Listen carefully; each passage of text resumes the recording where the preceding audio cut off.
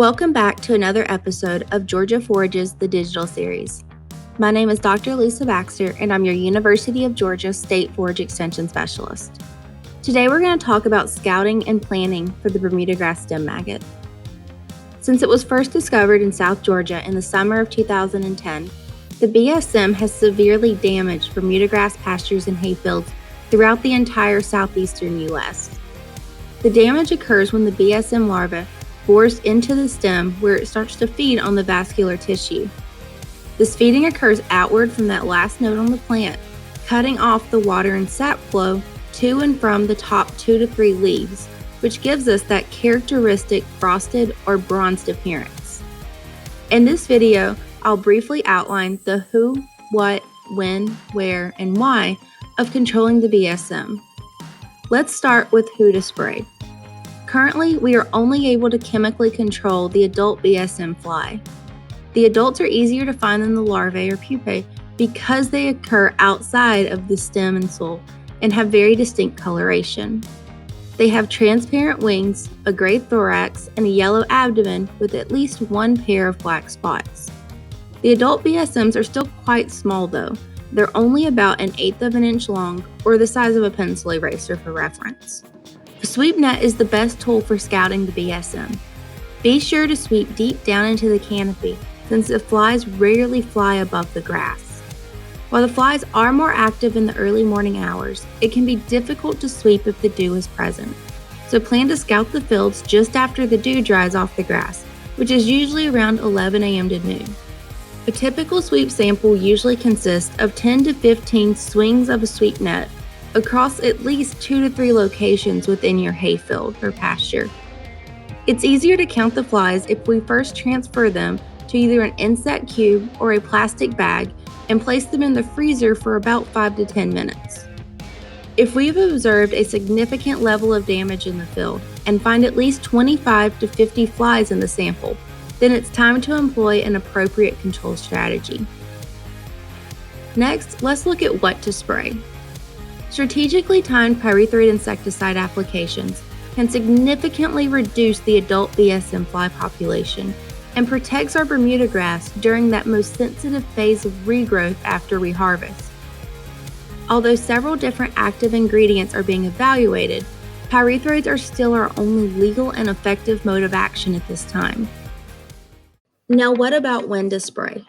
Our control strategies are contingent upon the timing of the damage. If the BSM damage occurs within a week of an anticipated harvest, the yield loss is fairly low, usually less than 10%, and so we can harvest as normal before applying a chemical application. However, if the hay crop is damaged in an early stage of regrowth, where we only have about 6 to 8 inches of grass total, it's unlikely to further develop. If the crop is damaged at this point, it's crucial that we remove the damage to enable new growth to occur. Ideally, the material would be cut and removed from the field, but the rotary mowers can be used if the grass is too short to be picked up by a baler. Suppressing the BSM can be effective when a labeled rate of a pyrethroid insecticide is applied after the Bermudagrass has begun to regrow following an affected harvest. This normally occurs 7 to 10 days after we harvest, but in times of drought, it may take longer. Do not apply insecticide until you start seeing those green leaves actively growing. If the grass isn't growing, the flies won't be there.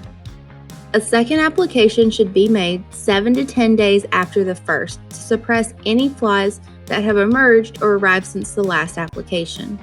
The second application is crucial because the pyrethroids are not systemic insecticides, and they're only effective on the adults that emerge. Let's look at where to spray. In our experience, the flies did not fly very high nor very far in any single instance of flight, even after being disturbed.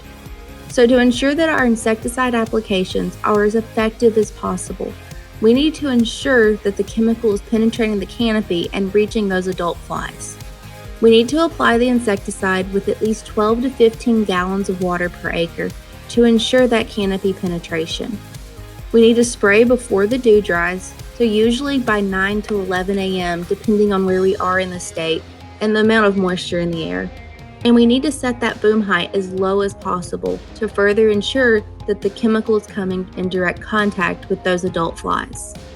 Finally, let's look at why we need to apply an insecticide.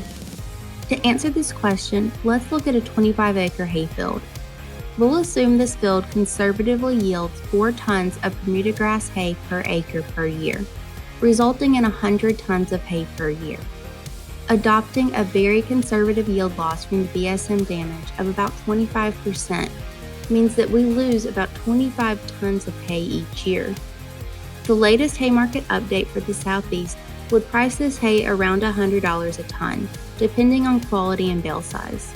So this could translate to a potential loss of $2,500 per year. A pyrethroid insecticide can be applied at about $15 per acre per application. And since we need 2 applications per hay growing period, we're looking at about $30 per acre per harvest.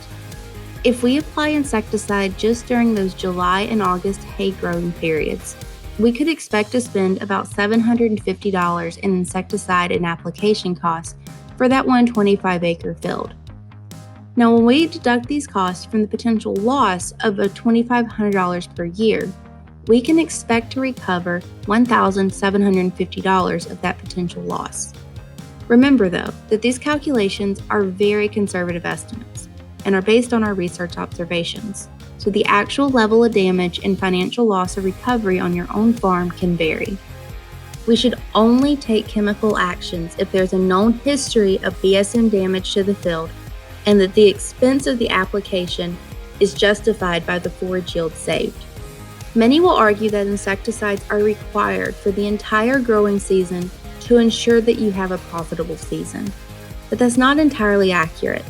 If we apply insecticides early or late in the season when the population is low and our forage yields tend to be lower, we actually spend more money applying insecticides than we would have lost from that 5 to maybe 10% damage in the stand. Finally, chemical applications are just one way that we can minimize the impact of the BSM. Practicing sound forage management to improve resilience and ensure rapid regrowth of the grass can further minimize the BSM's impact. We will have more information to quantify the impact of management on the BSM damage this fall.